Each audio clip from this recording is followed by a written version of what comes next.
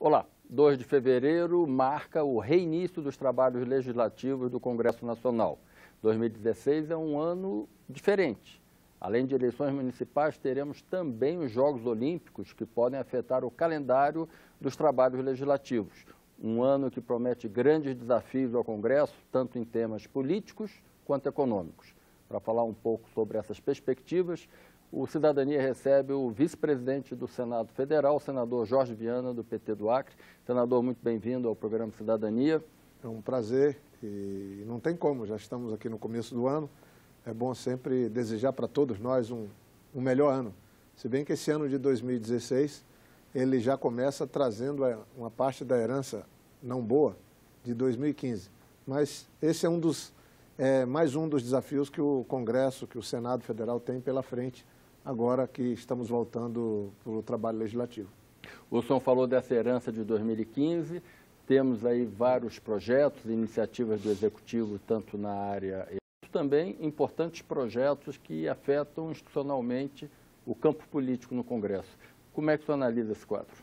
Olha, é um quadro muito difícil, porque nós temos uma crise econômica que ocorre hoje no mundo inteiro, esse modelo que o mundo se meteu, uma espécie de ciranda financeira, eu acho que esgotou-se. Ele se mostrou insustentável.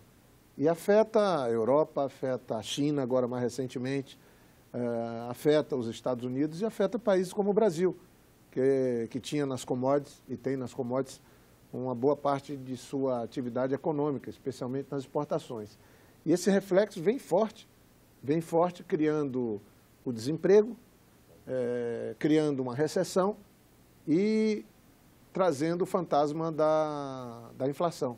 Então, isso por si só é um tema que se mostrou forte em 2015 e que em 2016 ele se reapresenta, né? Tivemos aí já esse ano uma reunião do Conselho de Desenvolvimento do Executivo, que é importante, a retomada do diálogo do Executivo com a sociedade, mas acho que nós aqui no Senado vamos ter que trabalhar nessa frente, pensando numa agenda de temas econômicos para socorrer estados e municípios e o país, mas também enfrentamos uma crise política, um desdobramento que vem da Operação Lava Jato, dessas ações que visam o combate à corrupção e que trazem junto um debate político, um acirramento do clima político que vem desde 2014. O senhor falou do Conselho Econômico, apelidado de Conselhão. Nesse evento, a presidente Dilma, ela defendeu a necessidade de uma reforma previdenciária e também o retorno da CPMF. Ambas as propostas dependem do aval do Congresso. Será uma tarefa fácil? Eu acho que será difícil, para ser bem objetivo.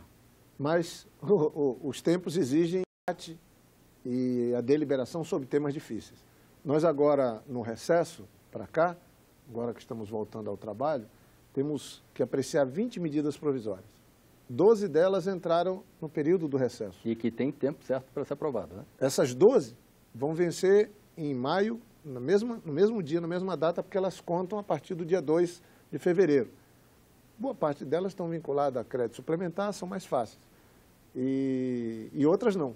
São temas que envolvem decisões complexas, que certamente vão dar grande debate, tanto na comissão, que aprecia as medidas provisórias, como também aqui no Congresso, de modo geral. Agora, acho que não tem como o Brasil seguir do jeito que vinha, aumentando sempre seus gastos, né, e não tendo receita suficiente para cobrir esses gastos. Eu acho que essa é uma doença que se repete nos estados e nos municípios. Nós começamos a criar uma série de gastos, talvez estimulados por esses 15 anos últimos de crescimento econômico, e agora estamos vivendo uma fase onde tudo mudou. Nós temos que ter reformas e mudanças no jeito de governança, seja no Executivo Federal, Estadual e nos municípios. Temos que rever um pouco esses compromissos de gasto que se tem no país. E eu acho que é algo até que nós aqui no Senado já estamos fazendo. O presidente Renan, eu, toda a mesa diretora, nós estamos trabalhando há mais de 3 anos, e eu sou testemunha disso, exatos há 3 anos eu sou vice-presidente. O Senado é a instituição que mais reduziu gastos, que mais enxugou despesas, e hoje o Senado tem muito mais dinheiro para investir do que tinha antes. O investimento nosso era em torno de 15 milhões por ano, esse ano agora será de 60. Mas nós tínhamos orçamento muito parecido com os da Câmara dos Deputados, Senado e Câmara. O nosso agora é 40% menor do que o da Câmara. Nós temos uma devolução de recursos para o Tesouro Nacional, que começou no primeiro ano, salvo engano, com 130 milhões, depois passou para 300 milhões, a devolução, ou seja, deixamos de gastar, economizamos, agora estamos alcançando 600 e devemos chegar a 800 milhões de reais, aquilo que deveria se ter para gastos adicionais no Senado, como parte do orçamento, e nós fizemos uma redução de gastos, revisando todos os contratos, fazendo economia na área de energia, de luz, mas temos agora, como nunca tivemos, dinheiro para investimento. Quer dizer, eu acho que vai se exigir mais de um modelo de gestão adequado aos novos tempos, onde se possa fazer mais, gastando menos. Dessa herança de 2015, o Congresso ainda vai ter que analisar a chamada DRU, o marco jurídico que permite o Executivo a não aplicar uma determinada parcela da sua receita fiscal, aquela parcela que é obrigatória em educação, saúde e outras áreas. E todas as vezes que o Congresso se reuniu para apreciar isso no passado, sempre houve um embate muito forte, né? Hoje, com o momento político que nós estamos vivendo, o senhor acha que vai haver compreensão da necessidade de renovar isso ou vai ser um desafio ainda maior, um embate maior? Olha, tem temas que não tem como fugir. O debate vai ter que ocorrer. Financiamento da saúde, entra a CPMF. Nós tínhamos um imposto que era um imposto inteligente, muito baixo, mas que ajudava muito no financiamento da saúde. Ele foi, de certa forma, distorcido, mas era um imposto inteligente. Foi simplesmente retirado por quem criou. Pegava, inclusive, a economia informal, o caixa doido. E de uma maneira que não dava para sentir, mas fazia uma arrecadação. Depois foram pegando o dinheiro da CPMF, que era para ser exclusivo da saúde, foram passando para outras áreas. E quem criou a CPMF, no caso, os partidos que fazem oposição ao nosso governo, foram os que derrotaram a CPMF. Eu acho que o Brasil tem que sair dessa situação. Quando se tem uma situação que precisa de conserto, que se conserte, não joga. É como com toda jogar o paciente com a cama fora, tudo não tem sentido, né? E agora também a vinculação das despesas, né, das receitas com algumas despesas também, como a gente vê na DRU, é algo muito grave. A gente foi amarrando os gastos sem se preocupar com o dinheiro para fazer frente, para serem aplicados nesses gastos. A reforma da Previdência, que você perguntou ainda há pouco. Como é que nós vamos seguir com um país onde o déficit da Previdência ele desequilibra completamente as contas públicas? É impraticável da maneira como nós estamos. Então, nós vamos ter que trazer o Brasil para o século XXI, de fato, e essa travessia não pode ser, como sempre estamos fazendo, sacrificando o andar de baixo, sacrificando o que ganha menos, sacrificando aquele que tem mais dificuldade para tocar sua vida, para sustentar sua família. Eu vi agora, um período de crise como essa, você tem juros na estratosfera, é bom para quem isso? Para os bancos. O Bradesco acabou de anunciar o seu segundo melhor resultado da história, o maior lucro, segundo maior lucro da história. Quer dizer, todo mundo passando aperto, governos, empresas, cidadão e os bancos, e ainda ficaram reclamando porque o Banco Central manteve a taxa de juros, que já é a maior do mundo. Então, essas contradições inexplicáveis, o Brasil tinha que superar. E não vejo um momento mais apropriado para superar essas situações absurdas do que no momento de dificuldade que nós estamos passando. Só não vale a velha receita de sempre, tirar de quem já quase não tem nada. Mas há determinados temas que parecem até tabus aqui no Congresso, como, por exemplo, o imposto sobre grandes fortunas, ampliar o imposto sobre herança, que mexe exatamente com o andar de cima. O Congresso não reflete bem esse perfil da sociedade brasileira? Olha, nós agora acabamos de aprovar uma matéria, no final do ano passado, que possibilita repatriar recursos que tinham saído do Brasil ou que estavam não contabilizados na Receita Federal Brasileira. Aliás, isso aí acontece com quase todos os países do mundo. Nós agora temos uma lei e é possível que se traga de volta. Então, o que nós temos no país é isso. Nos bons tempos, alguns ganharam fortuna, fizeram fortuna nesses últimos anos, alguns puseram essa fortuna fora, e agora o Brasil está precisando trazer esses recursos de volta. Quando você tenta mexer em regras que possam fazer frente às grandes fortunas, criando um mecanismo mais moderno, que a Europa já adota, que o próprio Estados Unidos, que é tão reverenciado como um país a ser seguido, mas alguns temas no Brasil são proibidos. A gente tem ainda uma espécie de... O Nelson Rodrigues chamava de complexo de vira-lata, mas eu agora, nesse recesso, estava relendo 1808, né? A gente, de fato, tem ainda uma visão ainda colonial em alguns aspectos. E oligarca? E oligarca, aí o Brasil não é competitivo, não aposta na inovação, não aposta no empreendedorismo. Eu acho que nós temos que mudar essa cultura colonial, onde não, olha, fica tranquilo que o repasse vai vir, o dinheiro vai vir. E isso tem uma espécie de bola de neve aqui no Brasil que acomoda estados, acomoda municípios, acomoda cidadãos e outros que querem viver de herança, querem uma fortuna fácil, em vez de isso ser uma ação de busca, de produzir, de trabalhar para poder ter renda.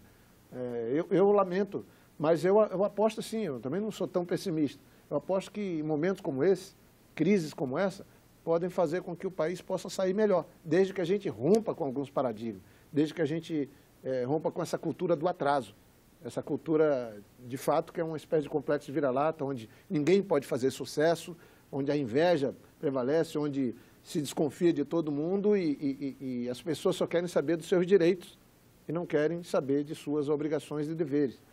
Mas, principalmente, para mim, essa cultura acomodada de ver o Estado como o grande benfeitor, onde todo mundo busca seu sustento. A viúva, né? A imagem da viúva. A imagem da viúva, a imagem daquele que, olha, não, é público, é meu. Não, ao contrário. Né?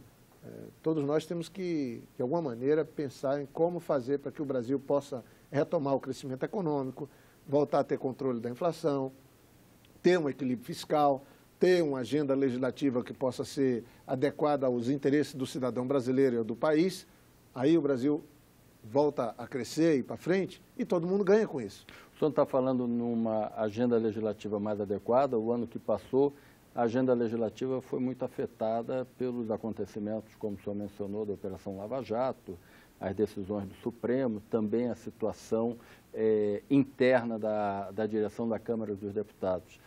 De que forma o senhor acha que esses acontecimentos poderão reagir nesse ano de 2016? Que reflexos terão? Olha, eu acho que 2016, de alguma maneira, ele está comprometido com essa agenda negativa.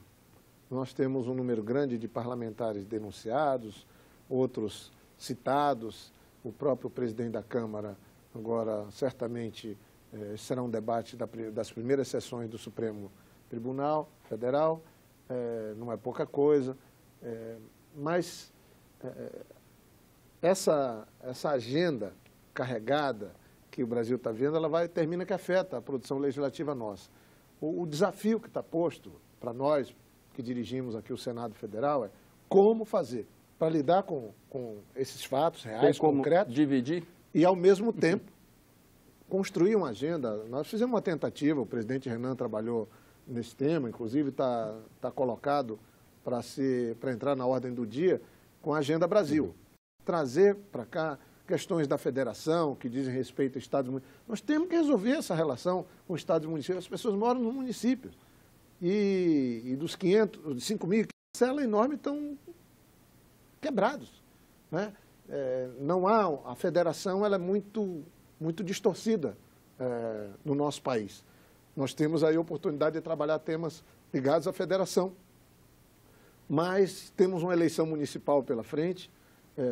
Eu fui presidente da Comissão da Reforma Política, o senador Romero Jucá. É uma eleição que pela primeira vez não terá financiamento de empresa, né? Exatamente. Era o relator. Nós fizemos algo que ninguém acreditava. O presidente Renan constituiu uma comissão, me deu o privilégio de presidi-la. O Romero Jucá, que é muito habilidoso, foi o relator, e com a ajuda de uma ação suprapartidária, que foi do PT, PSDB, Democratas, PMDB, DEM, PDT, PSB, todas as forças políticas aqui do Senado se envolveram, e eu devo reconhecer isso. Fizemos um trabalho que eu acho que foi importante, trouxemos para o plenário, tivemos uma votação que poucos acreditavam que seria possível. Agora, eu lamento o desconhecimento que o Brasil tem ainda hoje do que nós votamos na reforma política. A Câmara reformou as medidas que nós adotamos, voltou para cá, nós mantivemos, e a presidenta Dilma manteve a linha mestre da reforma política que o Senado... Não é assim o que a gente possa chamar de uma grande reforma política, porque eu acho que a essência de uma reforma política no Brasil era pôr fim a essa quantidade absurda, inaceitável de partidos. É ingovernável o Brasil, a política brasileira vai seguir se desmoralizando com 30 e poucos partidos, como nós temos hoje. A Câmara tem 20 e poucos líderes. Que governo? E aí você soma os dois maiores partidos, eles juntos não têm 25% dos parlamentares. Como é que você vai montar uma mínima maioria, se é que se pode ter uma mínima maioria, para poder governar, para poder aprovar algumas matérias? Então, essa é uma situação difícil, mas nós votamos matérias e tomamos decisões importantíssimas, visando tirar o poderio econômico, como você disse. Acabamos com o financiamento empresarial, é a primeira vez que nós vamos ter uma eleição com financiamento exclusivamente pessoal, pessoa física que vai poder fazer doação, os recursos do fundo partidário, né? Que no fundo a eleição no Brasil já era com dinheiro estatal, dinheiro público.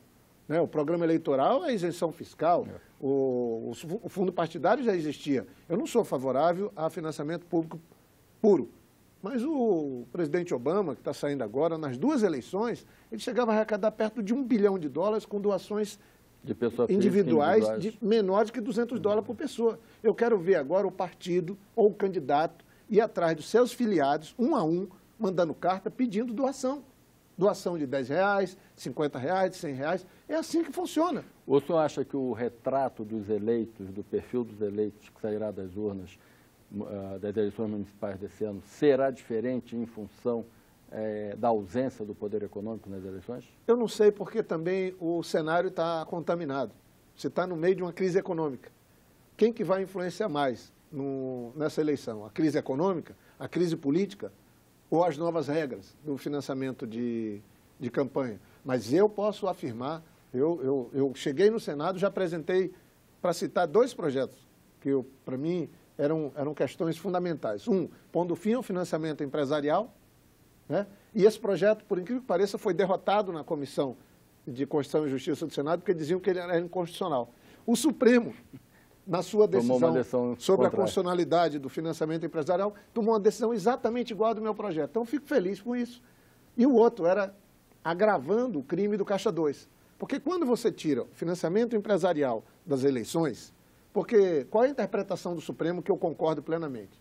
Ele fala que na Constituição não tem amparo para que participe qualquer estranho que não seja, nas eleições, o eleitor, o candidato e o partido político. Lá na Constituição não tem espaço para participação de empresas. A empresa não vota, não pode ser votado. Então, o partido pode ser votado, o eleitor e o candidato. Então, realmente é inconstitucional. Ou mudamos a Constituição, ou acabamos com o financiamento empresarial. Acabou-se com o financiamento empresarial. Como serão as eleições? Eu acho que aí vai facilitar a fiscalização. Tem gente que... mas agora vai ter tudo Caixa 2. Como, gente? Tem regras. Vai ter limite para gasto por candidato, que estava na lei, mas ninguém nunca tinha estabelecido. A Justiça Eleitoral vai estabelecer. Você tem agora um candidato que recebeu uma doação, tem 72 horas para pôr na rede mundial de computadores, transparência. E também você tem um limite de arrecadação. Com isso, a fiscalização, porque o aparato de fiscalização... E os doadores têm limite de doação. Limite individual, só pode ser individual com limite do que ganha, e aí vai ficar muito mais fácil de você fiscalizar, e eu acho que aí melhor uma outra coisa. Para ganhar uma eleição no Brasil, bastava você ter 2 coisas, um banco e uma banca. Um banco para ter dinheiro e uma banca de advogados. Agora, você pode ter um candidato sem dinheiro, com boas propostas, sabe? Nós encurtamos o período de campanha eleitoral, nós ampliamos, e aí foi uma mudança que veio, diminuiu o prazo em 6 meses para filiação, quer dizer, a filiação pode ser feita até 2 de abril, salvo engano. As convenções e os prazos ficaram mais perto da eleição para que o período eleitoral também seja mais curto, para que se diminua os gastos. Isso, no meu ponto de vista, não vai prejudicar muito. Hoje tem internet, você tem as redes sociais. Eu acho que o conhecimento das propostas, isso está garantido. Mas o que nós precisamos mesmo é experimentar, tirar a influência do poder econômico das eleições. Isso passou de todos os limites.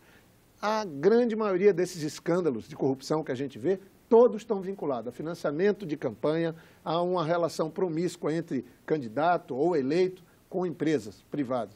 E isso tem que mudar no Brasil. É ruim para as empresas essa relação, do meu ponto de vista, péssimo, muito ruim também para os candidatos, para os parlamentares, você veja, e péssimo para as empresas. Eu particularmente acho que sempre se fala que a avaliação do executivo está muito ruim, um pouco mais que 2 dígitos, mas pior é dos parlamentos. E uma parcela desse sentimento que a sociedade tem, que as pessoas têm negativo sobre o nosso trabalho, que é um trabalho importante na democracia, eu acho que está muito vinculado a todo esse emaranhado de relação promíscua, a empresa financiando campanhas que não têm fim, as eleições no Brasil. Eu acho que, sinceramente, eu que fui prefeito 4 anos, governador 8 anos e agora tenho o primeiro mandato aqui no Senado, eu queria ver o parlamento sendo mais respeitado, eu queria ver a política sendo mais respeitada também pela sociedade. E para isso nós vamos ter que mudar o jeito de se fazer campanha no Brasil, estabelecer mais transparência, as propostas se prevalecerem na frente desses interesses que visam apenas transformar a política num negócio. Senador, dentro da agenda que a gente poderia falar que afeta diretamente a sociedade, a cidadania, o Senado deve estar recebendo esse ano as mudanças no Estatuto do Desarmamento, reintroduzindo o direito do porte de arma, e também a questão da redução da maioridade penal de 18 para 16 anos. Você acha que esses 2 temas têm campo fértil no Senado ou o Senado tende a manter a lei como elas estão hoje? Olha, salvo engano, ainda quando eu era ministro da Justiça, o presidente Renan fez um trabalho importante no propósito do desarmamento no Brasil. O que nós estamos vendo na outra casa legislativa, na Câmara dos Deputados, a chamada bancada da bala, está fazendo é um absurdo. Eles estão diminuindo a idade das pessoas para poderem ter porte de arma. Lá no Estatuto do Desarmamento, você tinha o seguinte, a pessoa que tem ficha na polícia, que está fichado, que cometeu algo, não pode ter. Eles estão trazendo que pode sim, pode ter porte de arma. Lá você tinha limite de aquisição de munição. Eles estão agora aumentando em quase 10 vezes a possibilidade de você comprar. Então, antes pode comprar 50 balas por ano. Agora não, pode comprar 600 balas por ano. Eu acho que não vai dar para chamar mais Estatuto do Desarmamento, vai chamar Estatuto do Armamento. E está comprovado nos Estados Unidos, que é um país que é um dos mais liberais do ponto de vista de uso de arma, os estados que são mais liberais lá têm mais assassinatos do que nos outros que são mais restritivos. O Brasil não faz guerra com ninguém. O Brasil não entra em guerra há mais de 100 anos, com ninguém. Mas está fazendo a pior das guerras, consigo mesmo. São 50 mil homicídios por ano, com arma branca, com arma de fogo. E nós vamos apostar... a pessoa quer ter um fuzil em casa para dar tiro em quem? Nós temos que moralizar a polícia, dar mais suporte, dar mais condição para a polícia. É verdade, mas também cobrar que a polícia não mate. Quando eu fui governador, a gente reduziu as mortes drasticamente causadas pela polícia. Acabou de ser divulgado o relatório da Human Rights Watch, que de janeiro a outubro do ano passado foram 3 mil pessoas mortas pela polícia. Aí a polícia mata e morre também. No Acre, o Acre era um dos lugares mais violentos do país na década de 90. Crime organizado, a polícia que matava. Nós entramos com a ajuda das instituições, Justiça Federal, Ministério Público Federal, a Justiça do meu estado, o Ministério da Justiça, fizemos um trabalho. O Acre foi para os últimos lugares do ponto de vista da violência. A polícia parou de matar, policiais pararam de morrer e a gente conseguiu ter mais paz. Hoje o Acre tem uma posição que ainda é ruim, mas comparada bem abaixo da média nacional e bem diferente dos estados do Norte e do Nordeste, que lamentavelmente tem crescido muito a violência, especialmente no Norte e no Nordeste brasileiro. Então, na hora que a gente está vendo o embrutecimento, o número de mortes aumentando, aí nós vamos fazer a ampliação do uso de armas de fogo, é querer apagar um incêndio com gasolina. Outra questão que eu acho que é polêmica e não vejo que prospere, não adianta querer agora botar a culpa na violência nas crianças, nos jovens. Não é assim que nós vamos. Eu acho que enquanto nós não corrigirmos, não tivermos políticas realmente adequadas, principalmente para os jovens mais pobres, para aqueles que são tratados de maneira preconceituosa por sua posição social, ou às vezes até por sua cor, enquanto nós não consertarmos isso nesse país, eu acho que é uma temeridade você querer depositar como fonte da criminalidade e ter na juventude a culpa da criminalidade do planeta. Aí é sacrificar o presente e o futuro. Eu prefiro uma outra agenda. Eu prefiro que a gente aposte na nossa juventude, que a gente possa criar um país mais igual, e aí vamos mexer no Código Penal. Eu fui da comissão do Código Penal. Por que no Brasil hoje a lei, por exemplo, para quem... Não estou aqui estimulando violência contra animal, nada, mas hoje, se você tiver que escolher entre... for praticar alguma violência com um animal e com uma criança... A pena é maior para quem mata o animal do que o ser humano. A pena é maior para quem for acusado de fazer algum ato ilegal ou violento com o animal, é muito maior do que se for com uma criança. Eu não quero violência nem com os animais, mas, pelo amor de Deus, hoje no Brasil, para ficar preso 10 anos, a pessoa tem que matar 4. A lei é muito frouxa. Não há garantias para a vida. Aí fica querendo culpar o jovem. Não, nós vamos mostrar que o crime não compensa, vamos ser duro na penalidade quando alguém pensar em tirar a vida do outro. Nós precisamos fazer isso. Então dá para mexer no Código Penal, em vez de ficar tentando achar o jovem como culpado. Senador, muito obrigado pela sua presença aqui no Cidadania. Esse foi o senador Jorge Viana, do PT do Acre, ele que é o vice-presidente do Senado Federal, que veio analisar aqui com a gente as perspectivas desse ano legislativo que se inicia. Se você quiser comentar essa entrevista, telefone para nós o número 0800 61 2211 e a ligação é gratuita. Ou entre na nossa página na internet www.senado.leg.br/TV. Até um próximo programa.